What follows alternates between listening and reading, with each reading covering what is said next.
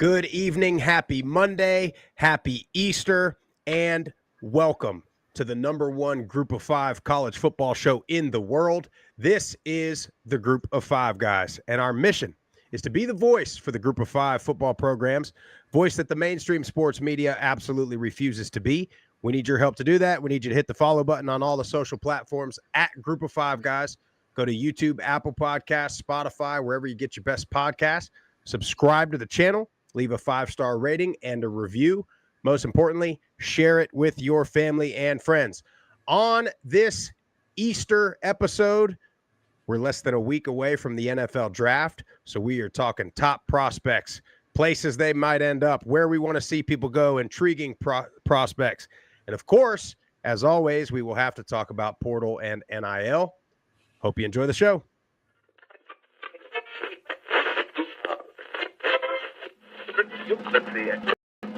This is the Group of Five guys, and we are coming to you live. I admire how much focus and energy you're putting on this part of college football. We looked at each other, we was like, Mike, the best place to be is a Group of Five. So I'm sitting here with the Group of Five guys, right? Detroit has won, it's been a winner, and it's a special place, so it's why you want the job. But it's a ton of fun to watch a guy go to the NFL from a Nevada or a Colorado State or a Middle Tennessee or an App State, and fans follow that kid. It was across there. You want to have this thing packed out, have the student section packed out, giving those guys hell on the sideline. I mean, that's part of it. I mean, win or lose, like we're winning the tailgate. There's no better place to be developed in this country than Boise State.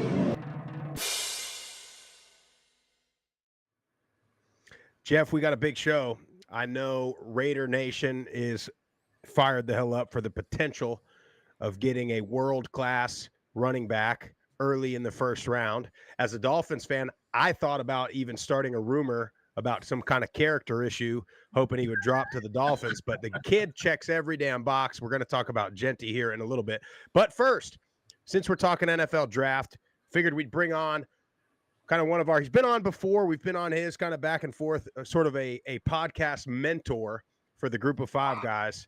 And we're going to have two Murfs on this show now. So I will refer to Jeff Murphy as Jeff and Murf as Murf. But Murf from Raiders Fan Radio coming on the show tonight. Murf, what's up, brother? Good to see you, my friend. Good to see you as well. Absolutely stoked to be here and to talk some Group of Five guys football. Yeah, man, I love coming on this show because it's a little bit out of my wheelhouse, so I'm a little bit of a fish out of water. Like I only know like what you guys hear on your show and whatnot. And so I love coming on here and talking about the Group of Five guys. And don't you know, we got a hell of a guy that's on the radar for the Oakland Raiders, Las Vegas Raiders now. But yeah, so we're going to can't wait to talk to you guys about that. And I got some questions about some other G5 guys too, because we have a lot of positions of need, as my Raider compatriot over here to my left can attest to, that we have a lot of needs on this football team, and there could be a lot of G5 guys a la Max Crosby that could come in and fill some roles for our team. So look forward to chatting with you guys, and thanks for having me. Amen to that one. For those of you listening, if you're a Raiders fan or you're an NFL fan at all, make sure you check out these guys, Raiders Fan Radio. Murf and the guys. Jeff's been on there a bunch. He's kind of a resident guest on their show, but it's a hell of a show. Like I was saying earlier, look, man, like if you like what, production-wise or content-wise we've been able to do, more than likely that advice came from Murf. Based on what equipment to get, how to do certain things. And we still got a long way to go, but so Murf, thank you, first of all, for, all your help along the way. But guys, yeah, if you're an NFL fan or a Raiders fan, make sure you check out Raiders Fan Radio. Now, before we go any further, Murf, I know you purchased some gridiron spice. Yeah. Now, have you had the chance to put it on the grill, put it on the smoker? Have you had a chance to use it at all? Yeah, I've grilled the heck out of stuff with it. In fact, I made salmon over the weekend, some sockeye salmon with the varsity. And it was delicious. But I've done burgers with it. I've done pork loin, like tenderloins with it. There hasn't been a thing yet that it hasn't matched up with. I even checked this out. One of my favorite things to do on the grill is to wrap up corn on the cob with just a little bit of salt and pepper and butter in there. I threw a little bit of that Varsity Spice. It sounds like an ad, but I promise it's not. It's what I did. We're not even affiliated with them on Raiders Fan Radio. But I threw in a little bit of that because it's got some sugar in there, and it just kind of caramelized over the corn. Fantastic. Chef's kiss to the folks at Gridiron Spice. That's right. Yeah, that Varsity blend is, I mean, literally you put it on anything. It's that, I typically, before we got linked up with them, I would just, feeling lazy, throw some like adobo or like some all season, just real lazy stuff. You do that with the Varsity, I mean, anything. And then I'll tell you what I did last week was I did the Cajun blend on like we made homemade like mac and cheese, made like a homemade hamburger helper, threw a little Cajun on there, a little Cajun mac kind of deal. Oh yeah, big time. But look, if you haven't checked them out yet, make sure you go to gridironspiceco.com. You can use our promo code GOFG to give you 10% off. And I mean, no joke now, it's good. This is good quality stuff, and real clean ingredients too. But listen, guys, about 9 minutes ago, I have never felt more vindicated in my life. Now, I made the mistake, maybe, when Nico confirmed or was rumored, I guess, to transfer to UCLA. Previously in the last portal window, Joey Aguilar from App transferred to UCLA. And I made the mistake of just tweeting, hey, let this be a lesson when you transfer from a sure thing, which, okay, maybe it wasn't a sure thing, new coaching staff, whatever, but he was going to be QB1, all right, going into the spring. Let's not pretend he wasn't going to be. But when you leave the sure thing or the good thing for what you think is better, this was my point of this tweet. They are always looking to be better than you also. And that's what UCLA did. So you left the QB1 at App, and App's not going to get big money Nico, okay? They might try to get some guys, but you're the guy. You went to UCLA, found out they were going to replace it. And boy, Jeff, I got cooked by the App State faithful. I bit my tongue. I bit my tongue because I love App State, and I love Stu and Tripp, Coach Loggins, and all those guys, T.O. and Mike D and the whole tailgate scene. But I almost put them in my sensitive fan base rankings. I almost surpassed James Madison with App State, the way they were acting, because they were so, how can you, this is a negative tweet towards Joey. No, it wasn't. And all I'm saying was, even before the Nico situation happened, no player in their right mind is transferring anywhere for any reason at all without at least contemplating what the position room looks like. You're not going to just, at a high school kid, you're getting recruited. You're like, oh man, I don't know. They got 6 sophomore guards. I'm going to have to wait 3 years to play. I mean, that's the way anybody thinks. You're at least contemplating what the QB room looks like. And he thought he was going to be QB1, but apparently that was wrong. But then it gets confirmed that Nico is transferring to UCLA. And boy, but guess who jumps right back in the portal because he doesn't want to be in a QB battle? Joey Aguilar. And guess where he's transferred? Because I was told he transferred back to California to be closer to family and this and that. It was all personal. Nothing to do with football and the QB room. Whoa. Guess who transfers all the way back near the Appalachian Mountains? Joey Aguilar going to Tennessee. And look, I hate Tennessee. So, I mean, I don't know what my rooting interest is going to be for Joey Aguilar. And again, there's nothing against him. He's doing what most kids are doing these days. But the fact that people thought that he didn't think about the QB room, and all I was trying to say, just, you got a good thing going. Don't get greedy. So that was the only point of my tweet. Just don't get greedy and try to go somewhere else, somewhere you think's bigger, somewhere you think is better, because they got the pockets to go get 2 of you. That's what we always we've been talking about it since the portal happened. All these receivers, all these guys that go to Ole Miss or go to Texas A&M, and we've been talking about it. And they go there and they get less catches or less reps or less snaps. And it's not because they're not as good there. It's because you're the one guy at UTSA, right? Zachary Franklin, perfect example. You're the guy. You are wide receiver 1. You are the man. You're going to Ole Miss. Well, they just went and plucked. You thought you were going to go to Ole Miss and be the man, but they just went and told 4 other guys that were the man somewhere else and brought them all in. So now you're splitting time. So don't leave. That's the lesson. Don't be so quick to leave a good thing thinking you're going to go to another good thing, because more than likely, a lot of these guys are just getting drowned out by the other top talent on the team. But anyway, I'm done. I mean, that's all I even got. We were even called a Georgia Southern podcast by an App State fan, which I am wearing a Georgia Southern shirt today just for that sole reason. Unbelievable. I missed that comment. But here's the thing about it is, it's like I wasn't even really mad at Joey when he left. Like, you want to go on and do your thing, like go do your thing. But I'm rooting for him. This is my God's honest. I've seen them both play. And I've watched more of Joey than I have, obviously, of Nico. I think Joey's a better quarterback, all-around quarterback. He may not have some of the physical skills that Nico has, but give me Joey Aguilar all day. I hope he gets an opportunity at Tennessee, and this is coming from probably one of Tennessee's biggest haters in myself. Yeah. I hope he goes there and balls out. I really do. I think he's going to, if he gets the opportunity in a hypo-led offense, he could do some serious damage. And how about Nico losing probably close to damn near half of what he would have had just if he would have stayed at Tennessee? Well, now his dad's got his brother in the portal trying to make up for the lost money. He's got his brother in the portal trying to rehash that. I mean, it's unbelievable. I have a question for you guys. So, being as outspoken as you all have been against the portal and NIL, and I know you support the kids, obviously, but what the agents are doing and what the advice that these kids are doing, the bad advice that they're getting, in this case with Nico, do you think this could be finally a cautionary tale on how this can go bad? Because he is, as I heard Clay Travis talk about earlier today, this is the trifecta of bad decisions. He's making less money. He's on a worse football team that's poorly coached compared to where he was at. And so when you look at that trifecta, and then as we talk about, he's not only going to get the reduction in money, but now he's got to pay California state taxes. Like, you can't get any worse than this ended up for this kid. And do you think this will be enough to finally change that landscape, or is it the money too big and it's still too much the Wild West?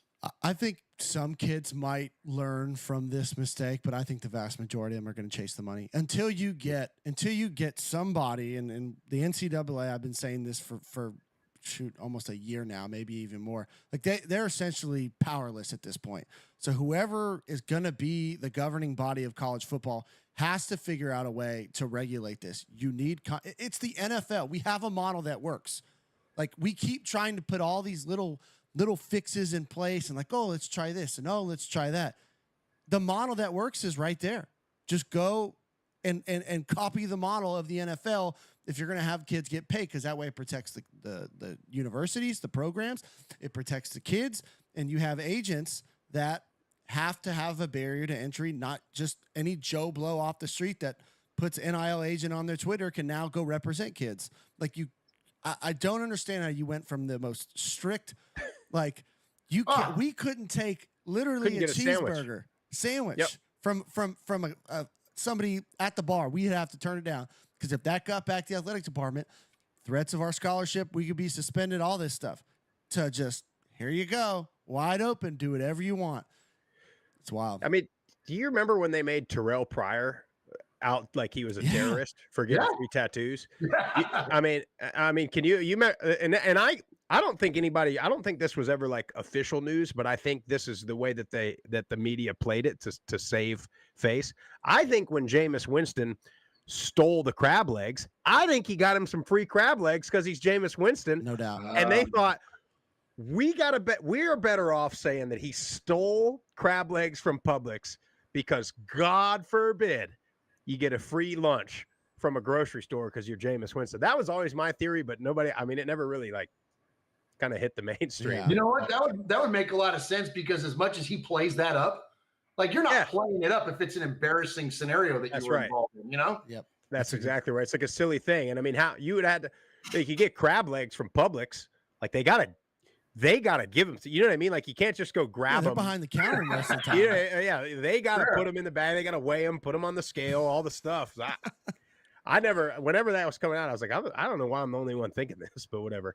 But no, Murph, I think it's gonna take, like Jeff said, they just got the worst advisors, and the problem is, in my opinion, specifically in this Nico situation, the worst advisors are their dads and their parents.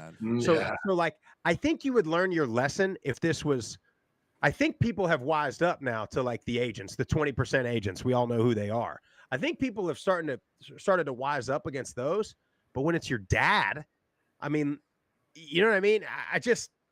So I don't know. I think they'll still be chasing the money, but I think in a case like where you're, again, this is why I tweeted it, but God forbid, if you're like Joey Aguilar, I think that's the lesson that we need to learn.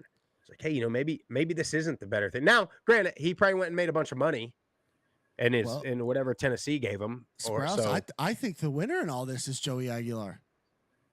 I mean, you're on a better team with better fans. Yeah, with you're playing and to make NFL money, and that's the thing too that these kids are and the agents and the parents are overlooking is that, like, you look at your boy Quinyon Mitchell. Like, it didn't matter where he came from. He went early in the draft and is going to make a bucket of money in the NFL that will far outweigh anything that he was ever going to earn on NIL dollars at Tulane. Like, that's right. Like, so to sacrifice that NFL potential money, it's like what you guys always say: if you can ball, you can ball. The tape doesn't lie. You know what? It's all right there, and the NFL will find you. It found Reed Blankenship. It found Kevin Byard. Shout out MTSU, right? It will find you at a smaller school. I hate to use that term. I'm sorry. I know you guys don't like that, smaller school. Careful. But you know what? I know, my bad. But you know what I'm trying to say, though? Like at the non-Power 5 schools, the NFL will still find you. Our best player, the best player on our roster, in arguably since Khalil Mack got traded away, is Max Crosby, Eastern Michigan. And now he's like an assistant director of player personnel back at his alma mater, like, which is a beautiful story for Max. But, like, look at that kind of stuff. Before Devontae got traded, he was one of our best players that came out of Fresno State. So did freaking, Derek Carr. And Buck the Bulldogs, by the way, represent San Jose State. But but the whole point being, though, is that, like, you can't leave that on the table. If your guy Joey would have stayed at App State and balled out, then guess what the NFL draft would do? He would climb up the leaderboards, and he would be there just like these other group of 5 guys, climb up leaderboards, and the NFL will freaking find you. And it baffles me that these folks are looking at this and don't understand being the big fish in a small pond is not a bad thing when it comes to being an NFL prospect. Yeah. Well, you are right, Jeff, about him being the big winner because, aside from everything Murf just said about he could have done all this at App, but now he is going to be a household name from August. He's going to be, and so whatever draft boards he's not already on, he's on them now. And so now could go either way, right? Yeah. You go to Athens and get smoked or something like that, you might drop a little bit. But anyway, that's besides the point. We got a long way to go. Guys, I Googled, I was prepping for the show, and I Googled, what do the Dolphins need? And it just said anybody that can start. I thought, good God Almighty. How do we go from being like the number 1 offense of all time to just right back to being the Dolphins with, one injury? But I don't know. Dolphins need some O-line. They need some DBs. They need a little bit of everything. You're going to send up Taylor Ramsey or what? I think so, right? Isn't he heading out? They're getting rid of everybody. The Dolphins, it's frustrating, but I am more interested this year. So I was, with my wife's family all weekend, and they are Bears fans. I said, who do you guys want? Oh, Genty, if he's there. Yeah. And I thought, well, that's interesting. The three places I'm seeing are you guys. I'm seeing the Bears at 10, I think. And then I keep seeing the Patriots at 4. I've seen that too. So, I guess my thought is, obviously you guys both want Genty. Yes. I mean, the Raiders, Jeff, I've seen you getting just absolutely roasted on Twitter every time you post about him. I mean, I posted yesterday. I think it was yesterday. Maybe it was the day before. I can't remember. And it was just a screenshot from Field Yates, right? And it has Ashton Genty's total rushing yards at 2,600. Ashton Genty after yards after contact at a little over 1,700, and then Cam Scatabo at 3. Amarian Hampton at 4, and then our boy Bryson Daly at number 5. All I was saying is this guy has more. Ashton Genty had more rushing yards after first contact last year than anybody else in the entire country. And he's a 3-down back. He's got great hands out of the backfield. His pass pro is solid. Always room for improvement there. He could do so much for us. I think as a Raider fan, than us trying to reach and even take Shedeur Sanders if he's there at 6. I've been saying this for a while. I don't like the quarterbacks in this draft. I don't think any of them are worth a first round pick. And Murph, you can attest this. How many first round picks have we missed on in the last 20 years? Like you mean Jamarcus Russell didn't pan out for you guys? Perfect example. I just don't want to miss on our first round pick. And if you look at our offense, we got some nice pieces at Brock Bowers. I like Geno Smith. The more I look at Geno Smith, that pickup was big for us because I wanted a veteran. And I think Geno doesn't get enough credit for his athleticism. I think he's a great passer. He's been around for a while. You add Genty into this offense, you immediately have to respect the run game. I mean, we couldn't run the ball last year against 5-man boxes in the NFL. I mean, they were daring us to run the ball, and we still couldn't do it. What were we, like 30th in the NFL last year running the ball? You put Genty in the backfield, you immediately have to respect the run. And all the comments I got was, well, where did he play? Look at his competition. I was like, okay, so Oregon, Penn State, Oregon State, Washington State was ranked, UNLV twice, who beat practically the entire Big 12 last year. So none of them, all those teams are just discounted. Oh, well, Penn State, he had 2 fumbles and 100 yards. I was like, yeah, I was at that game. He had 2 or 3 guys on his side of the line of scrimmage every time he got the ball. Their offensive line was overwhelmed. But, Raider Nation, man, they just see the shiny thing in Shedeur Sanders and if we end up taking an offensive line, fine. I just don't think that an offensive lineman or any other position that you can draft in the first round has the effect that Ashton Genty does for our Raiders, Murph. That's just my opinion. I agree. And the people that cite the lack of productivity of the offensive line at Boise and say, well, they weren't going up against, SEC defenses. Well, okay. Well, then give him an SEC offensive line. And then what is Ashton Genty going to do? And the whole point, and then the whole point too about that you made that is a wonderful point that I think that Raider Nation needs to remember. And the ones that are calling out for us to, they got to go offensive line or we got to do I understand that we have some points of our offensive line that could be improved. But when you have a guy like that has that many yards after contact, he averages a first down after contact. That doesn't matter what your offensive line does. He averages 10 yards a carry after contact. That's like, why would you not want that guy at number 6? It blows my mind. And it's not like, because I'm with you on this, because if this were last year's draft, my answer would have been no. Yeah. There were too many good quarterbacks in last year's draft. This wouldn't have not have been the time. But we've now got a KG vet in Geno Smith. We've got that, sewed up at least for 2 or 3 years. We don't have to have that pressure to go out and chase that franchise quarterback. Although I'm a firm believer that until you have a franchise quarterback, you don't have a quarterback. Like, I'm a firm believer of that in the NFL. Sprouse, you know that, man, like being a Dolphin fan. Like, since Dan Marino freaking retired, it's been a little thin, right? And so you've got to have that guy. And so I'm a firm believer that you swing until you hit one, and then you can look at focusing against the most important position in the NFL and all of team sports, collegiate, high school, it doesn't matter. It's the most important position. And when you don't have it figured out, then your team is going to be at a deficit. Well, we've got it figured out enough. Is it the answer? Not for the long term. So that's where I can sympathize with the people that are saying, okay, maybe Shedeur Sanders. If that's the guy that you want to swing on, fine, then swing on him. And if you miss, then keep on swinging until you get one. Outside of that, though, if we're going to consider responsibility and freedom in the draft to draft for a high position of need and the best player at said position, it's Ashton Genty. That's the math. Don't you want to argue with someone? Argue with the math. I can't do it for you. There's so much to this, right? Because everybody points to that Penn State game, and they clearly look at a stat sheet. This is a big problem around draft time, and this happens in a lot of industries. Like, you have your not football guys, but they're tape guys. They come around every year around this time, and they just watch tape. But Mel Kiper.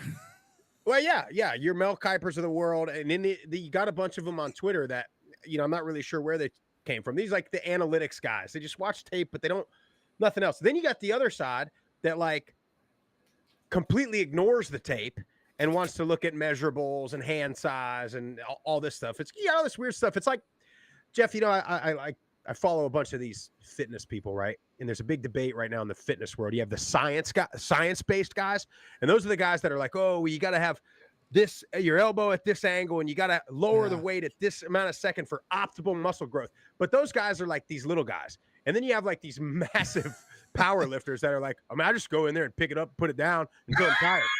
And it's like lift heavy weight. Yeah. And it's like, well, it's probably somewhere in between is best for most people. And the thing about the Penn State thing that absolutely just kills me is the very next week, Penn State is playing Notre Dame, who, look, I don't like Notre Dame, but I will say, if there was a university that produced freaking offensive lines, it's freaking Notre Dame. Okay. And the very next week, Penn State is playing that Notre Dame team in the college football playoff. And I'll never forget flipping on the TV about towards the end of the second quarter.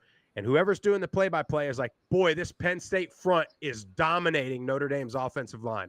And I thought, well, I'll be John Brown, because I thought it was just Boise State that Penn State's defense did good against. Even though Penn State had like a top 3 run defense in the entire country against the mighty Big Ten. So, yeah, they dominated Boise's run game, but they dominated everybody's run game. And they schemed specifically towards Genty. And the other part about this, the people that say this, especially, this is the whole point of us doing this episode, especially Raiders fans. You said it 10 minutes ago, Murph. Who's the best player on the Raiders right now? Max Crosby, Eastern Michigan. Who was the best player on the Raiders before Max Crosby? Khalil Mack, Buffalo. I mean, all the other people, Devontae Adams, Fresno State, Derek Carr, Fresno State. I mean, all these guys, and you want to talk about who's the best running back of all time? Walter Payton, probably. The guy played like Division II football. I mean, it's just these people that just show up out of nowhere, and they all they watch is a little sound bites from ESPN, and they form an entire opinion, and they are so strongly opinionated on it, and it drives me off the freaking wall. That's why we had to do this show, because they do that, and we've been battling it. As soon as we started this show, we've been battling this thing. You got these people. You look at some of the best players in the NFL. We put it out a tweet.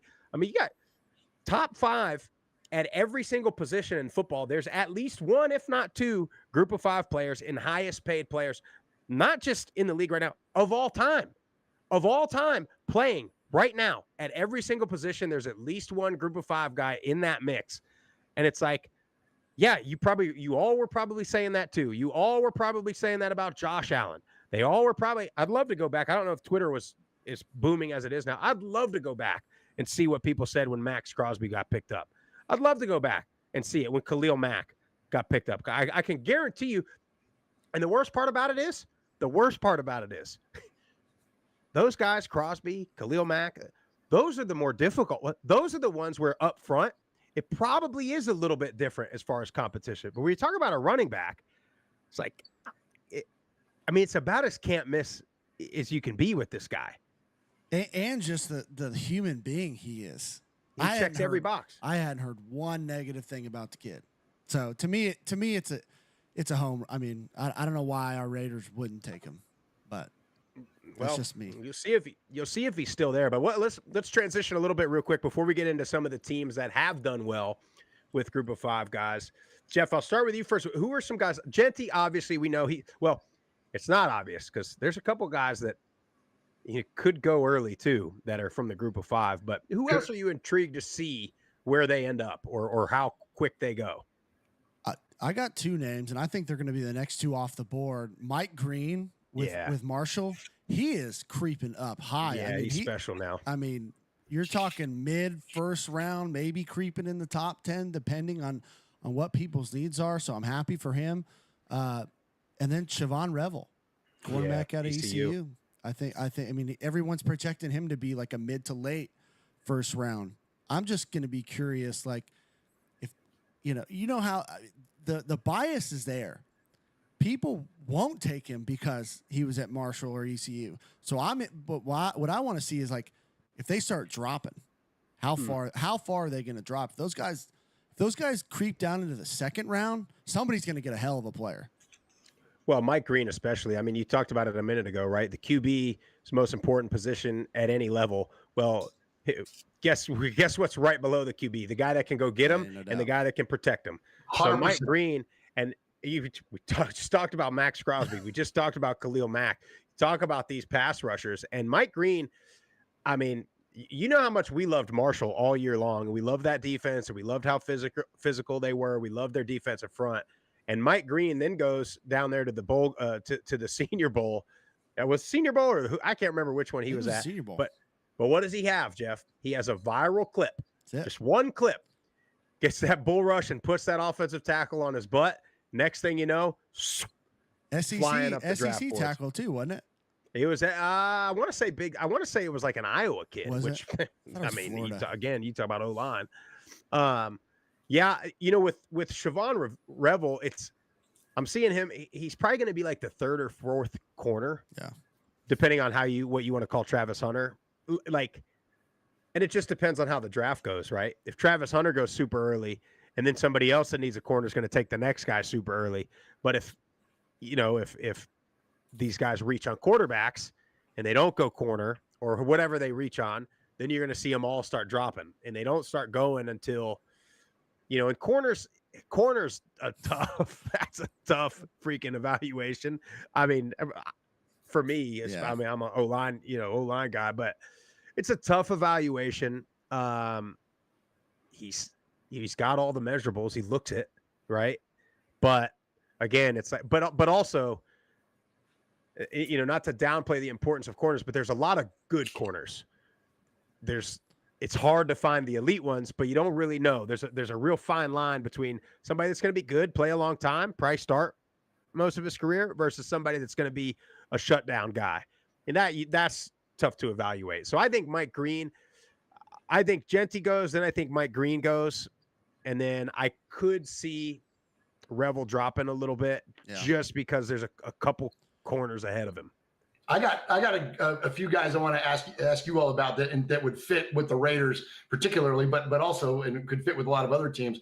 With Revel, my one question is the track record there though? Is there enough tape?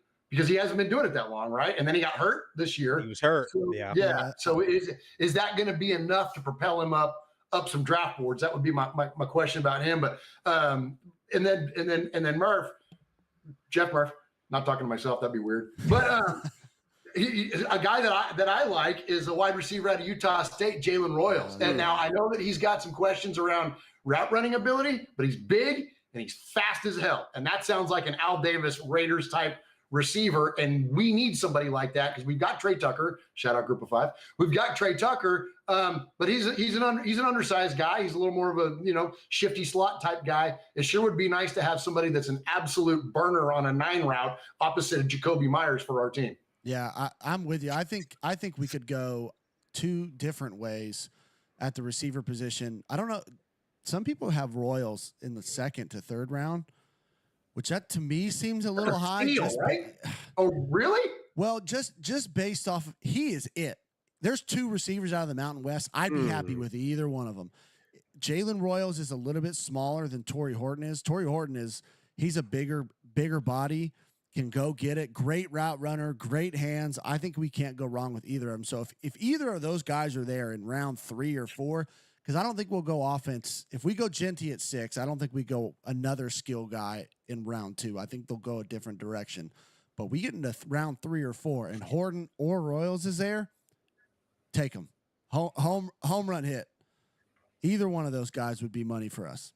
I like Horton too, and that was another guy I wanted to ask you about. Is that, and he's more of like an inside guy, right? Like he's going to be more of like a big slot receiver for us, right? Because he's not a guy that's gonna open up the freaking or blow the top off of a defense. He's not as fast as Royal, but man, he is. I mean, he returned punts, kicks. Like the dude is elusive once the ball gets in his hands, and he is such a great route runner. But both of them got hurt last year. I think they're both fine, fully healthy.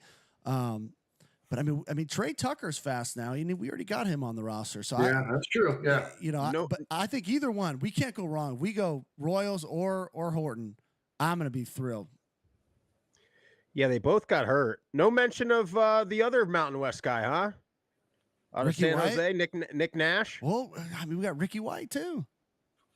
Oh yeah, Ricky White. I forgot about it. I mean, Nash is the one that set all the records. That's what's funny, right? Nash is the one that filled the stat sheet, but the other guy, Ricky White. Now, I mean, I like Ricky White. I did too. I mean, the Mountain West was loaded. It was with loaded receivers this year, and I think any of those guys, if you can get them at the right time, you know, if the Raiders or whoever, any team feels like they need a great receiver in rounds 4, 5, or 6, and any of those guys are there, you take them in a heartbeat, and you're going to have a hell of a player. Well, and for me, receivers, it's kind of the same as what I said about corners, right? I mean, we just listed 4 guys that are we all think are good, that we all think can play. So, if all 4 of them are sitting there, and you're like, well, we can get somebody else here in the 2nd or 3rd round, because surely all 4 of them aren't coming off the board in the next round, you know? So it's tough to go. I got one I'm intrigued by. And the problem for him, unfortunately, is the draft is very deep. Interior defensive line. Darius Alexander out of Toledo, which, by the way, Toledo just pumps out NFL guys. Sure do. I mean, the MAC does. The MAC gets so much disrespect. But again, I mean, I'm saying it for the 3rd time now. Who have we just talked about? Max Crosby, Khalil Mack, now Quinyon Mitchell, Malcolm right? Kuntz. I mean, yeah, I mean, all these guys, but Darius Alexander, I mean, he climbed up the draft boards from the Senior Bowl week. I mean, we got to see the guy live. I mean, he is massive and quick. I mean, he's got twitchy, all the words, right? All the terms that the draft guys like to say. But again, it's a deep draft in the interior defensive line. So again, like we talked about with the corners, depends who jumps first, who thinks one of these interior D linemen is the guy and jumps early, and then that propels the rest of them to climb. But I can't wait. I can't wait to see where all these guys go, because it definitely puts a rooting interest for me. Yeah. I mean, specifically for Genty.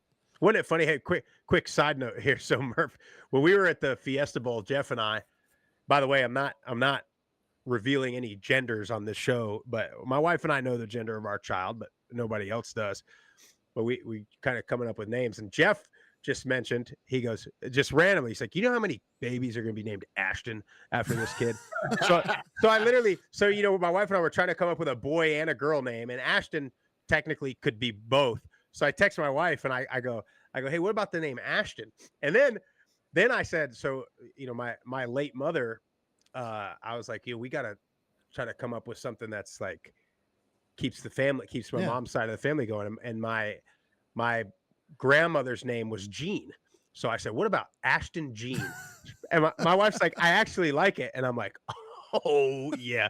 And then like 2 hours later, she's like, wait, is that some player you like or something? And I was like, yeah.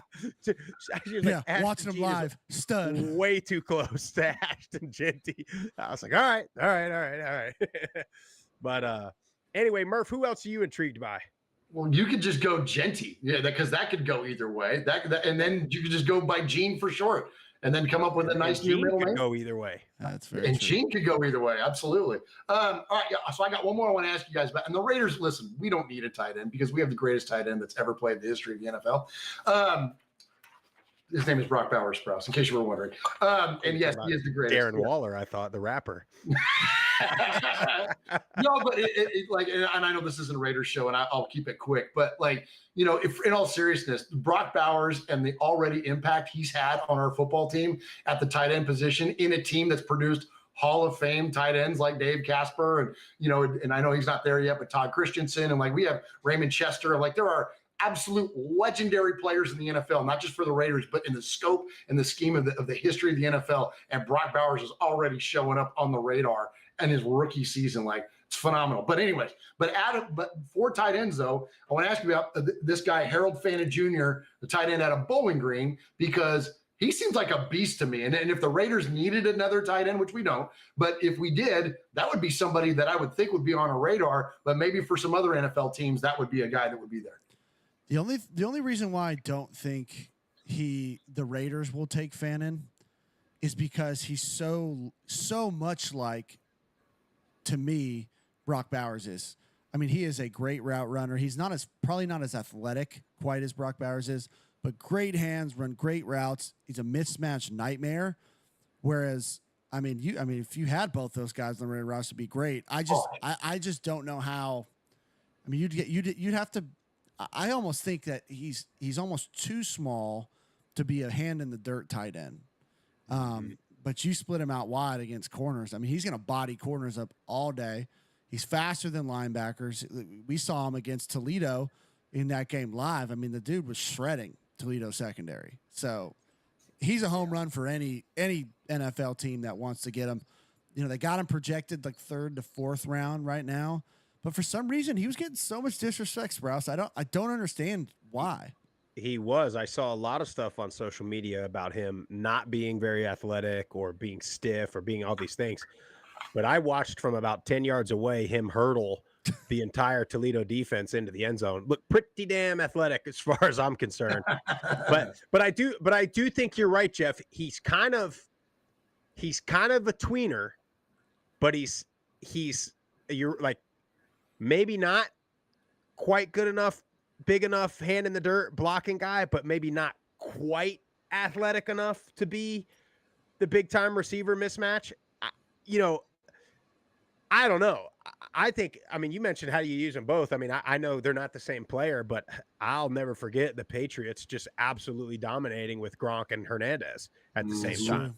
And both as just mismatch, receiving nightmares. You know who he reminds me of, Sprouse? And I don't mean to cut you off. No, Isaiah Likely from Coastal. Yeah. Kind of that tweener, More of a receiver than, but not, not like a burner, but yeah, he's bigger than DBs. DBs are not going to be able to cover him, and he's going to be more athletic than linebackers. Funny, somebody from, I want to say it was like some draft guy posted a clip of him against A&M, because Bowling Green, if you remember, the first 2 weeks of the season, went to Penn State and went toe-to-toe with Penn State for the entire game and should have beat them. And then the following week, they went down to Texas A&M and went toe-to-toe with Texas A&M and should have beat them. And Harold Fannin, 2 of his best games of the year were those 2 games. But somebody from the draft, a draft, I don't want to call somebody an expert here, but a draft expert posted a clip from the A&M game of Fannin having a big touchdown play where he makes a defender fall, jukes a defender, makes him fall, and then outruns the other defenders into the end zone. And he posts that clip like it's a bad clip. I'm thinking, well, if he's not fast and he's not athletic, but here he is against the mighty SEC, being more athletic and faster than those guys. So what am I missing? So I think he'll find a good spot. I think that's going to be the concern for him, though, is how do you really use him? But the good coaches will figure it out. Yeah. What about Seth Hennigan, Jeff? You know what? I haven't really seen him on anybody's board. It's kind of shocking to me. Like most mock drafts have him undrafted or like a 7th round. I've been critical of the guy when we went down to Memphis and saw, because it's like, for me, I'm all anecdotal here, right? We're seeing with my eyes. He left me always like wanting something else. Yeah.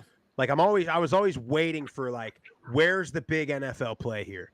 Where's the big time throw? And like, don't get me wrong, guy played great. Guy had a fantastic career. Memphis won a ton of games, but he kind of goes hand in hand with what I've always wanted out of Memphis, where you're like, it's true. They're really good. They should be a little bit better, right? Like, yeah, they won 10 games. Should have won 12. You know what I mean? Hennigan, 4-year starter. I mean, all the deal. I think he's going to be a guy that plays a really long time and is just kind of a journeyman, but plays 10 years in the league. That's what I think he's going to be. I agree. And I mean, let's be honest. I mean, whether he's a 6th or 7th round guy and undrafted, there's not a whole lot of difference there. I just thought somebody would take a shot on him as a project. The guy's just had so much experience, and experience is like, you can't make up for that. You could be super athletic, but have no experience, and that talent that you can't really do anything with it. Like, sure, you can train him and build him and improve on things, but man, the guy's got all the snaps in the world. You have all the tape that you could possibly see. He's made every single throw imaginable on a football field. So you know what you're getting. One that surprised me though is his receiver. Rock Taylor is like not really high on anybody's board, and I think Rock Taylor is a fantastic receiver. Strong, a lot of good receivers in this draft. but he doesn't like blow the doors off like numbers wise. But I mean, strong hands, catches everything. It's not not an easy tackle for corners. I don't know. Maybe I'm too hyped on my own guys. I don't know. Yeah, it's hard to not be biased. That is. All right, I've got one more for you guys. And sorry, I apologize to the listeners that are like, who is this Raider guy you got on there? Because I said that freaking Quinyon Mitchell went to Tulane. It was Toledo. My bad. But so speaking of Toledo, Darius Alexander, we need some defensive line help for the Raiders. He's projected as a second or third rounder. Do you all you got any input or advice on him as a player? Express, you got it. You talked about him just a minute ago. Single-digit interior defensive linemen are world-class every time, all the time. And he wore number 9 at Toledo. Again, we saw him live. I mean, I mentioned it, like, he passes the eye test, right? He looks the part. He's big. He's super twitchy and quick for as big as he is. Very athletic. I mean, he's one of those guys that I don't know this. He probably played basketball in high school. I bet you he dunks, no problem. At 300 plus or whatever he weighs per 320. Yeah. He's just one of those guys. Strikes me as just like a freak athlete. Probably, growing up in the neighborhood, he's faster than all of his friends, but he's so much bigger than all of his friends. That's what kind of guy he is. And again, it's just a deep interior defensive line draft. So who's going to jump at a defensive tackle early that pushes Darius Alexander, middle to early second round, maybe. But I think, would you say most of his projections are second or third round? Second or third, yeah. Second, third. So I mean, I could see that, Murph. I mean, we do need help in that area. What's Christian Wilkins? We got to have somebody to suck up blocks next to Christian Wilkins, because we got to get Max free, and that's the thing that's so tough for Max Crosby is that, and that's where when looking at it would be a dream if we were to get somebody like Mike Green to play on the other side, somebody that can, and hopefully that's Malcolm Kuntz this year. Speaking of Buffalo, who you brought up earlier, hopefully that's Malcolm Kuntz, who is now going to be returning, to a healthy season after coming off of an injury. But we got to have somebody in there besides just Max that's just getting all the attention on the defensive line. And we started to see that progress with Christian Wilkins, but then he got hurt too. And so it's just like, once Max is literally fighting through triple teams, it's impossible for him to be productive when he's getting all that attention. So to have somebody like that can, fill up the middle and suck up those blocks. And we also know too that quarterbacks like you, Jeff, you hate it when you got 300-pound dudes falling around your feet, because those are some of your money makers. Aside from your arm, those are your money makers down there. And you don't want to have those big ass dudes falling around you, and they get real uncomfortable real quick. And so I would love to see a player like that show up for the Raiders, in like the third round. And just, oh my gosh, can you imagine our D line with adding a guy like that? It'd be obnoxious. And I will say this about him. He's a very good pass rusher for an interior guy. Very good, hands and very good pass rush moves. So he's sitting there. Now here's what we got to talk about real quick, because there are some teams, and I think the Raiders are one of them, that have year after year had a ton of success getting group of 5 guys. And I don't think that they purposely do it. I think it's the ability to take the blinders off, watch the tape, ignore the logo on the helmet, and just watch what these guys do. And I think the Raiders, I mean, we talked about this a little bit last week, Jeff, is these are not just, okay, we got a couple of guys from the group of 5. I mean, there's guys and there's franchises in the NFL that you look up a list or you ask their fans, who's the best of all time. And a lot of these teams have that. And I think the Raiders are one. Certainly in modern history, the Raiders are one. I mean, for a long time, the Raiders have had group of 5 guys. I mean, yes, you mentioned a Max Crosby, Khalil Mack, Derek Carr, Devontae Adams. I mean, before that, that's when you're talking early 2000 Raiders. Yeah. No, I mean, I'm with you. I mean, the Raiders have had a lot of success getting these guys and developing them, and that's credits to the coaching staff too. I mean, Max was a mid to late round pick, wasn't he?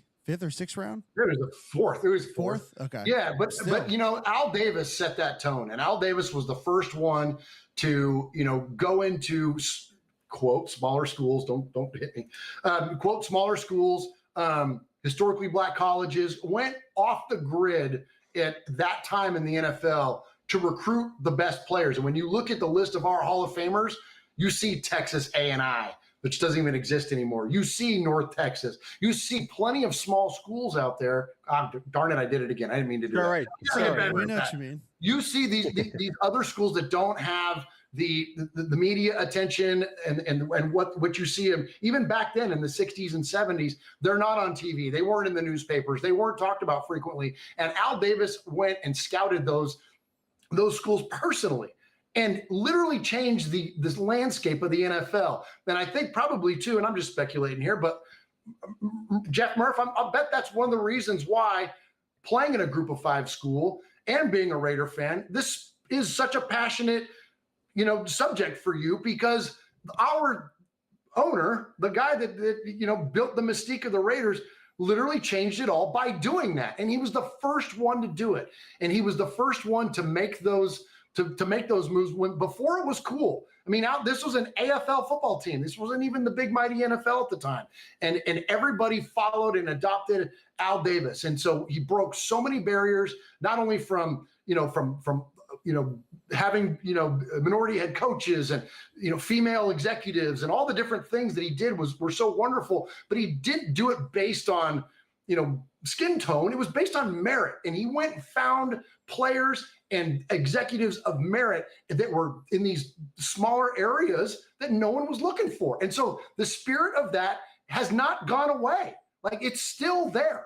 And so I wish and hope that the NFL, and we know it does in the NFL now, but I wish and hope that fans would recognize that more, that you can, and that legacy and that history that the Raiders, that precedent that they set, it's never gone away. And then something that, as a fan, and I'll shut up after this, and I talk a lot, can you tell I'm a podcaster, that I'm so proud of the Raiders, because we did it before anybody else. Before it was cool, we did that because that's what was the right thing to do. Well, and it's funny because you talk about, being generational like that. And then you can go to look at what Bill Belichick did with the Patriots, right? Obviously, none of that happens without Brady. But I'd venture to say it also doesn't happen without Julian Edelman out of Kent State. It also certainly doesn't happen the records without Randy Moss. I'll never forget, Jeff, you remember the picture when Bill Belichick himself is in Murfreesboro, Tennessee at Floyd Stadium in the pouring rain. Well, I can't even remember who he was looking at. One of our DNs. Yeah, it was a defensive guy. Kid who had a great game in the bowl game against San Diego State. Jordan Ferguson. Bill Belichick is in the pouring rain in Murfreesboro, Tennessee. Ferguson's the only guy who at the pro day, and it's Rick Stockstill, and it's Bill Belichick, and it's Jordan Ferguson, and somebody holding the bag. And Bill Belichick is eyeing a guy that I don't even think ever got drafted. Probably went. So, I mean, you look at what the greats are able to do, because it's like what we talk about with recruiting stars, right? Anybody can go down to St. Thomas Aquinas and see the guy that's 6'7", 310 pounds and put a 5-star on him. But who can go to the 1A school up the road from St. Thomas Aquinas and find the guy that's 6'1", 250 playing center and be able to evaluate that? That's what it's about. And that's what these guys like Al Davis had done, Bill Belichick had done. And to me, the best at this, who's got the best roster of Group of Five guys, and it's the damn Pittsburgh Steelers. Because you look at their Hall of Fame type guys. I mean, Big Ben, right, in our lifetime in modern history, obviously. Terry Bradshaw, Mean Joe Green, Joey Porter out of Colorado State, freaking Jack Lambert. I mean, you're talking again. Out of Kent State, which, by the way, Kent State, for the dumpster fire that is Kent State football right now, they have some all-time greats that played in the NFL. So we got to get those guys back involved at Kent State to build that program up. But I mean, again, and when we talk about these guys, this isn't even including, right, the best running back of all time. What I say, Walter Payton, right? Where did he play? Jackson State, right? Is that where he played? Best wide receiver of all time, right? Jerry Rice, Mississippi Valley. Okay. So like it goes on and on and on about these guys that are the best ever. And we're going to question somebody that's playing in the Mountain West. Like you got guys that played at Jackson State or Mississippi Valley or Shannon Sharp played at freaking Savannah State. I mean, we were talking the best ever at their position. And we're going to question the Mountain West or the Sun Belt or the MAC. I mean, just, and again, it'll be a Steelers fan. It'll be a Steelers fan when they draft somebody out of the group of 5 that'll get on Twitter and be like, oh, small school guy. No, hasn't had the competition. Bro, go into your stadium and look at the banners and look at the Super Bowls and look at the championships and go to the Hall of Fame and look at the Hall of Fame bus and figure out where people who you claim to be a fan of went to school. And you'll find out real quick. I don't know. That they don't know. I mean, Howie Long went to Villanova. Yeah. Who was he going up against every week? Exactly. What did JJ Redick say? You were playing against plumbers and electricians or something like that. It's like, you know what I mean? I mean, the crazy thing to add on to it, and just to tie it all back to Genty, because I really hope the Raiders take him. We're acting like there's no room for improvement on 2,600 yards in a season. You don't think he's going to come into the NFL and get stronger and get better? Like, of course he is. The guy works harder than anybody else. Spencer Danielson talks about that all the time. Like, he's going to improve. He's young. He's going to come to whatever NFL team drafts him.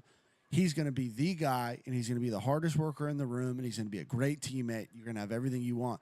But, like, it's just a patch. We talk about it all the time. You don't think – so if he puts on a Ole Miss patch or an Alabama patch or Ohio State or Michigan, you think he's going to have less yards? By how much? 1,000? Because he still would have had more than anybody else. So you think he would have 1,000 less yards in the SEC than he did in the Mountain West? That's fine. Take away 1,000. Still leading the country. So I don't understand the point. The guy can play. The stats are there. The film's there. The background check is there. Everything checks out. He's about as can't miss as you can get. Freak things happen. Injuries happen. Stuff happens. But damn it. He's a by the way, Jeff, I've seen, as much as I don't necessarily like the comps, right? I've seen one of the comps that people have given him is LaDainian Tomlinson, mainly because of his versatility. Yeah. I don't know if you guys are aware of what conference TCU was in before they made the jump to the Big 12. I don't know if anybody was aware that TCU was a Mountain West program. Yeah. Just throwing that out there. I mean, and the WAC before that, weren't they? In the WAC, something like that. I think they were Mountain West. They might have not even been Mountain West yet. I think they were the WAC. I mean, that's what we're dealing with here. I mean, you know, it's crazy stuff, man. It is wild. I know we got to get to voicemails. I could sit here and just talk about this stuff all day long because it pisses me off so much. It really does, because there's a time for that, right? And we're not talking about, you know, the D3 center that shows up at the Senior Bowl and comes out of nowhere. Like, then you can maybe talk about that because there's a little difference. Okay. Yeah, we're talking about Dylan Lowby. Yeah. I mean, he's playing in New Hampshire, goes to the Raiders, and we're like, oh, who did New Hampshire play? Like, I mean, and I think that's legitimate when you're going up against, I don't even know who New Hampshire would play, but like, you know, I think that's a fair point, but that's not the case with Ashton Genty. And I think that the exact scenarios that you're laying out there, there's so much quality talent in college football nowadays in the Power 5 and in the Group of 5 that I think it's almost like it needs to stop being a qualifier. I think if you want to use Division II or whatever whatever the thing is, I don't even know what it is, whatever they call that now. I think that's fair, and that's what who was it that came out of North Dakota? Was that quarterback, Eagles? Carson Wentz. Yeah, Carson Wentz. And I thought that was fair when he came out, because when you do look at the level of competition, you do look at what the expectations are of said players. I thought that was fair. But when you're criticizing Ashton Genty, I'm with you, Murf. It makes zero sense to me whatsoever. And I'm with you too, Sprouse. Like, I'm not a big guy on comps, but there are you could look at even if he comes out and, I mean, obviously there's been Barry Sanders thrown around. There's been plenty of things, but like you guys as quarterbacks, I know you're an offensive lineman, Sprouse, but I know you, Murf, as a quarterback, like aside from a good tight end, like who's your best friend? Is a running back that can catch, right? Yep. Like, because when you get into trouble, you're looking to get rid of it and dump it down to a guy. And you got a guy that can freaking not only catch, but then make something happen. He's like Charlie Garner for me. Anybody at the Raider fan, like that to me is what he screams of. And wouldn't you love to have a rookie Charlie Garner? Like, I'm giving you that all day long. And he Murph, can block. I was just say, Murph, I just okay, what about the pass pro? Because that's something that's come up a lot. Some of the Raider fans, and I think that's a fair point. I don't know enough about it, is why I'm asking you guys. The pass protection, as we know in the NFL, is massive. You have to be able to pass protect. You've got to be able to know what your checks are. You've got to understand what that is. And if you're incapable of doing that, it doesn't matter how dynamic of a player you are. It gives you that one less dimension, and you can't be a 3-down back. So is that those questions, are those fair for what Ashton Jeanty is able to do? In my opinion, it's not. He's fully capable of making every block. Sure, there's room for improvement. Most running backs coming out of college, that's where they can make their biggest improvement is in pass pro. It's not enough to knock him. I mean, in my opinion, to not take him. I'm not going to not take one of the best running backs we've seen in recent years because of his pass pro. It's just my opinion. Like you're getting real. I mean, which we should. It's our 6th pick, right? But that's in my opinion. We got to wrap this portion of it up, but I think that's what it is. I think there's people that just have it in their head that they don't want him, so they're nitpicking and just trying to find something about it. But here's what I'll say to kind of wrap this whole thing up. And I've said this towards the end of the college season this past year is I think with a combination of the way that the portal is and the way that college football offenses are moving, I think it's going to get harder and harder to evaluate the quarterback. And I think we've seen it over the last couple of years. And even in the NFL, I mean, what is there? I mean, I don't know, less than 10, I think, just top of my head, of QBs that are, yep, we got the one, like untouchable kind of guy, right? Yeah. Mahomes, Allen, Lamar, Burrow, right? Burrow. I mean, and honestly, yeah, I mean, Hurts is like Dak. You know what I mean? So not Dak, no. So with that, with the season that Saquon just had, who, by the way, I remember when ESPN crushed the Giants for drafting Saquon that year, but now then they also crushed the Giants when they let Saquon walk away. So I don't know what's important anymore. But I think with the season that Saquon had, with how difficult it is to evaluate quarterbacks and how not complex the college offenses are anymore, the season Saquon had, the season Jeanty just had, I think we are about to see a resurgence of the running back. And I was talking to my father-in-law yesterday. If he goes to the Bears, I'm like, okay, what if he gives you 5 years? And who else are you getting 5 good years from? And like, you're going to get a guy for 5 good years, and you happen to click. If you get 5 good years out of Caleb Williams or your quarterback or whatever, it's like, welcome to being a contender for a couple years, and that's your window. And if you don't win it, you start over, you try to do it again. But it's like everybody's worried about the running back. Well, they don't last. Like, who does? Nobody does. I mean, you talked about Carson Wentz. Guy has like an MVP season and then falls off the face of the earth. Yeah. So, I mean, it's like, who is going to give you those years? And I would tell you to give you one, my only slight concern about Jeanty is the fact that he was carrying the ball so damn much at Boise State. And maybe that 5 years is 4 years because he's been freaking abused at Boise. But obviously, I mean, you look at the guy, he's built to handle it.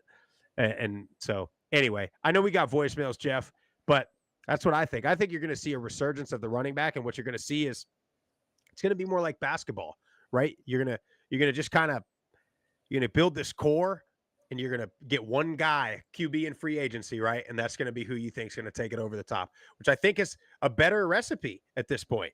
trying to draft the guy, and it's like a 50-50, probably less than 50% chance that they succeed. You go get a guy that's played a few good years and can manage a game, and you're solid everywhere else, you can be a contender. Yep. You get a veteran QB, or you happen to get lucky on a rookie QB who just can ball out, but those aren't as frequent as people think they are. But yeah, we got 3 voicemails we'll get to, and then we'll get out of here. Guys, hit that hotline, 615-900-4286.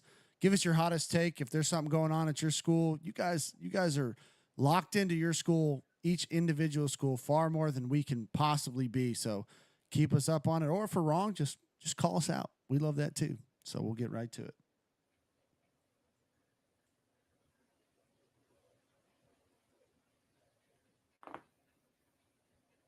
What's up, Group of 5 guys? It's Sidelines Army. Just sitting here. It's Easter. Happy Easter to everybody listening, to you and yours. I hope you're doing well. Listen, I just got word that returning edge rusher for Army, Elo Madozi, absolutely top caliber athlete. He hit the transfer portal about a week ago. He just signed with Georgia. I'm sorry to see him go. I will say there's also part of me that is kind of smiling at the fact that he's getting picked up by such a big dog. But I thought of a very interesting quandary that may be approaching the service academies very soon. With the House settlement and all these changes coming to NIL, one of the big things people have talked about is potentially inserting buyouts into these NIL contracts that will at some point come along. Well, the tricky thing is service academy athletes, they can't sign NIL contracts, which means that there is a hypothetical future date in which we may be losing star talent exactly like this, except there will be no recourse for our athletic departments, our NIL collectives, because we have no NIL collectives. So, I don't know. It's just sort of an interesting talking point. Not a huge deal. I'm real happy for Elo being able to step up to the big stage. He's a fantastic player, a great guy, and really a great talent. But of all the things that hamstring us at the service academies, this could just be one more thing. But you know what? We like fighting from the underdog position. So we're not going to complain about it, but it's something interesting to talk about. I just wanted to throw it out there. Keep up the good work, and God bless Group of 5 guys. Appreciate you, brother. It's a good point.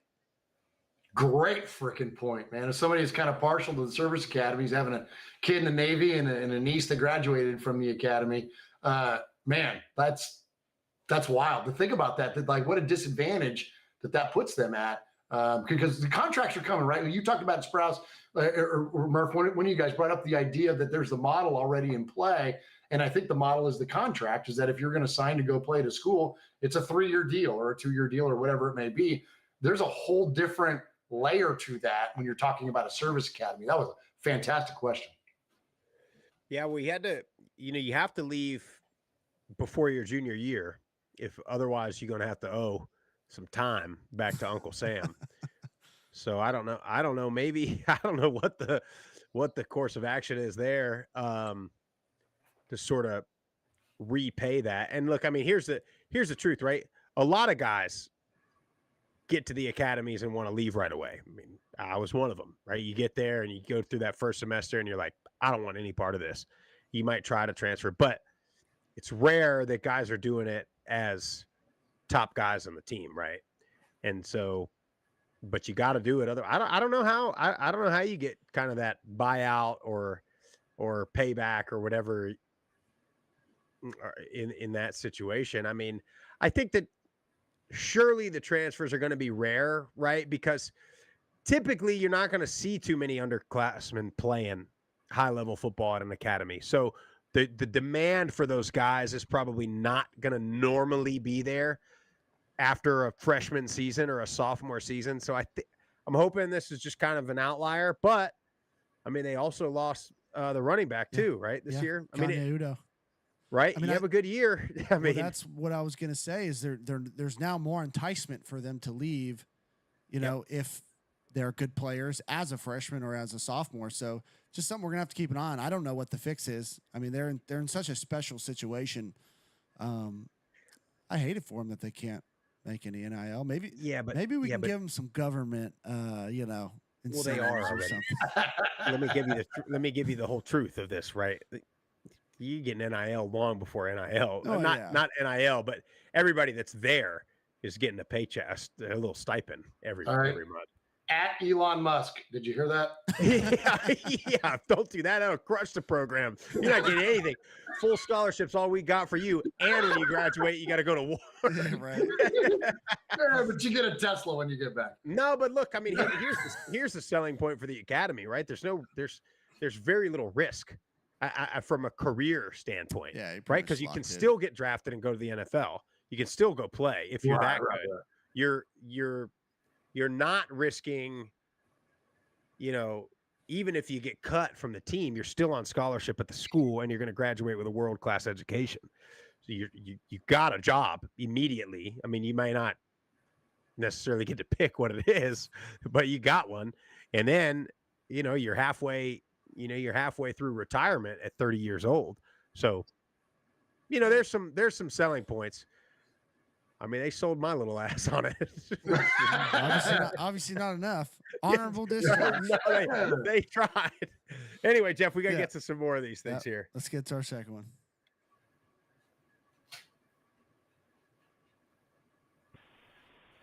Group of 5 guys, what's happening? Calling from Perry, Georgia. It's Josh here. Appreciate the advice, first off, but I got a couple things. Most recent podcast, you're all talking about, you know, guys from Group of 5 playing in the NFL. One that popped in my head that wasn't a Georgia Southern guy, Matt Forte, went to Tulane, I'm pretty sure. He, you know, one of the greatest running backs in Bears history. You know, Adrian Peterson, the real AP, he played for the Bears for a long stint, but, you know, not NFL, but Tracy Ham, one of the greatest players in CFL history. Can't forget about Jerick McKinnon, too. He won 2 Super Bowls with the Chiefs. But, you know, who knows with some of these fans, to be honest with you. I mean, they just don't get it. They really don't. But, you know, I never gave a Georgia Southern spring football update. You know, we did have our spring game. I did not attend to it, which I'm pretty upset about. I had to go to a buddy's wedding. You know, thankfully it wasn't a fall wedding, but still, you know, receivers are off. But I've been hearing we've been getting some players poached from the portal. I don't know if that's public yet, but by the time this, probably y'all put this out, it will be public. So not going to name any names, but some players I heard been trying to get poached from other schools, which is ridiculous, you know, but hey, it is what it is. It's the reality of college football. I hate it, but I still ride with my squad. I still ride with my alma mater. I'll never forget it. Hail Southern. Appreciate you, Josh. Let's get Irk in the Hall of Fame, by the way. Yeah, no doubt. Got to. Josh Bevel, Perry, Georgia. It's a nice place. I drive through Perry quite often. Nice town. I mean, that's the thing, you know, what's going to happen, right? Is everybody complains about their guys getting poached, but then when their guy gets poached, they go poach somebody else's guy to replace him, you know? I mean, I think Tennessee didn't, I don't know. I mean, do you think that happened that quickly, that conversation wasn't happening before he got back in the portal? You know, I don't know. Until they put in regulations, it's going to continue to happen. So appreciate you, Josh. Let's hit to our last one. One we hadn't heard from in a few. Boy, Terry Johnson back on the scene. Group of 5 guys. Terry Johnson calling. Long time, no talk. Hope you guys are doing well. I haven't been listening to some podcast episodes. Been keeping up. I'm currently in grad school right now, but just want to call and say I'm bummed to hear when you're talking about ambassadors of Group of 5 guys, no one brought up Charles Peanut Tillman, you know, Peanut former Punch. Chicago Bears, you know, leading DB in, you know, peanut punches. I mean, he coined the term peanut punches and forced fumbles. I mean, the guy's a legend. He's a great ambassador for our school. Go Cajuns. Jake Delhomme, another ambassador for our school. Fun fact, right? The only 2 times the Carolina Panthers have gone to the Super Bowl, it was off the leadership of Jake Delhomme, Raging Cajun, and Charles Peanut Tillman. We got traded to the Panthers. Him and Josh Norman, coastal COVID Carolina graduate. Again, don't want to call you by your fake name, COVID Carolina graduate. He went over there, and they were actually just destroying offenses, that DB group. So great ambassadors for Cajuns, and also Robert Hunt, Pro Bowl this past year. He always represents. He said he predicted us go to the college football to the playoff this past season. And Kevin Dotson, those guys are right. But just all in all, just want to check in. From what I've heard, the team seems solid for spring. I'm cautiously optimistic. We got some good portal ins. We got a guy from Ole Miss. We got a guy from Washington. Got a guy from another guy from TSAB across the basin. Team across the basin. So I'm cautiously optimistic about this coming season. You guys need to get Coach Dez on a podcast. Our administration freaking blows. So it might be hard to reach them because they like to avoid media as much as possible and not want our college brand out in the open. But if you can just bug Coach Dez, get him on the podcast. I know he'd love to talk. Coach Dez is awesome. And last thing I'll say, man, you heard me talk about him, but R.I.P. Kyron Lacy, man. He made a mistake. He drove reckless. R.I.P. to the man. He accidentally killed the 78-year-old Marine Corps veteran. Forgive me, I can't remember that gentleman's name, but R.I.P. to him and R.I.P. to Kyron.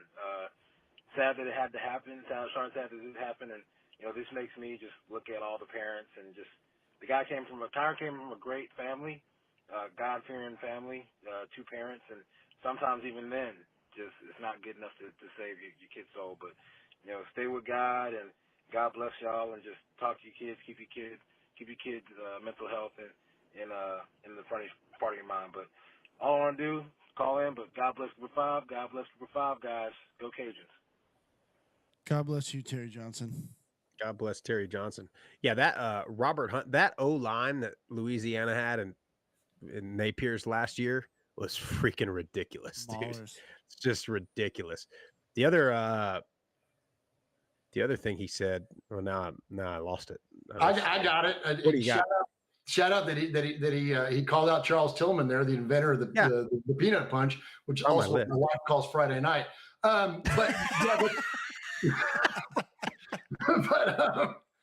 man, I missed it when you guys were talking about ambassadors for the team, but not to make it about the Raiders, but look at me. Max Crosby right now is officially affiliated with the personnel department of Eastern Michigan. That's huge. Have we ever seen that in any college, let alone a G5 school? That's kind of the recipe. You've seen it in basketball, right? Steph Curry's doing that at Davidson right now. Oh, yeah. There's a couple other guys in the NBA, I think, that are kind of taking that role, if you will. Is it more a label than it is an active position? It's got to be, right? Because a guy like Max, who's in the building in Henderson, Nevada, every day at 5:30 in the morning, he ain't got time to be out recruiting. You know what I mean? So is it? And that's not a rub, but is that just it's a demonstration of commitment to the university? Probably has some sort of endowment involved, things like that. Is that what we got going on? Yeah, I think it's just a plug back to the university as a resource for these kids coming in. And then I'm sure in the off season, he'll go up there and I'm sure he'll be around and be more involved, but he's already donated a bunch of money. They renamed the field after Max. So he's been one of the best, man, the best and most vocal out of all the Group of Fives of really given a lot of credit to a school like Eastern Michigan. I got what he said about the Louisiana administration. Just reminded me of I got to do it. I hate to do it, but I got to do it. What did Trump say that one time? I might have to do it. I don't want to do it. I don't want to do it. Do you see UAB's admin is just getting absolutely shredded because somebody, and I feel bad because it was probably a student or somebody on their social media team posted a link to their merch site. And it was when you go on a merch site and it has the blank hat, but the logo's just kind of photoshopped on it. And it's real obvious. Well, it was that. It was like a screenshot of that, but like it would have like, like the person like standing there or whatever, but the logo was like off to the side, like not even on the thing, like just clear as day photoshopped, and they were just getting shredded. Not only because the UAB fans want the dragon, Blaze, they want the mascot logo. It's all just block UAB. Like that's it. Like nothing. There's just so much with that UAB admin that the fans have issues with. Yeah, they do. In Louisiana's kind of the same. They have a lot of branding, I guess, challenges and concerns. And I mean, obviously, you got the whole ULL thing or the Louisiana Lafayette thing, but then the athletic program is Louisiana. It's kind of, I don't know, man. When we talk about, Jeff, they got to be pulling in the same direction, and there's some places that just don't ever seem to be doing that, and it's very unfortunate. But that's all the voicemails we got, Jeff. That's it. Take us home. Hey, Murf, thanks for hanging out with us, man. Appreciate I know you, Jeff brother. will probably be on your show here in the coming days and weeks, but we let it get you back on. If Genty goes to the Raiders, we'll for sure get you back on. Oh, man, I would love to. I'd love to rejoin you. And yeah, we'd love to have, we call him QB Jeff on our show, or our listeners call him QB Jeff. We'd love to have him back on the show again, of course, once he quits travel ball. We're just going to dominate the next probably 20 years of his life. No question. But anyways, I digress. But anyway, but thanks for having me. Thank you for all the kind words in the beginning. You guys are incredibly nice to me. Always have been, and always love not only being on the show, but I love just being part of the show. I also love it when I get the opportunity to just kind of run a board and produce a little bit for you all, and just be the cameraman. Like that's a lot of fun, and you guys do an absolutely incredible job. Joining you just a couple of years ago at Charlotte for a spring football game, and seeing the tailgate and the amount of the adoration that this show gets from those fans is something to be seen. And so if you've never seen the Group of Five guys live at a school, I know you guys have done so many remote things now, Liberty and all over the place. If you get a chance to go check out one of these Group of Five guys broadcast/tailgates, get out there, check it out, support what they're doing. There's not enough of this. I know that you all refer to yourselves as a niche or whatever, but it's something that's desperately needed. And I'm frankly boggled that a Barstool hasn't picked you guys up, or somebody hasn't come along to pick you guys up, because what you're doing is incredible. You're doing the Lord's work for college football. I mean, frankly, that's straight up what it is. And I'm not just sitting over here blowing smoke. What you guys do is fantastic, and congratulations on the success you've had so far. I know there's a ton more to come, and anytime you want to have me be part of it, man, I'm honored. And again, to come on here and work with a couple of pros when it comes to this stuff. Here I am, just a schmucky, podcaster in my cabin in the woods here while we're waiting for the new studio to get done. And so, yeah, thank you again for having me, and go Raiders. You're the best, Murf. Clip that. Now I'm blushing, but we'll go ahead and end it, man. Look, you guys know what to do. If you like the show, make sure you follow us on all the social platforms at Group of Five Guys. Subscribe to the channel, YouTube, Apple Podcasts, Spotify, wherever you get your best podcast. Leave a 5-star rating, leave a review. Most importantly, share it with your family and friends. Hope you have a great week, and we'll talk after the draft.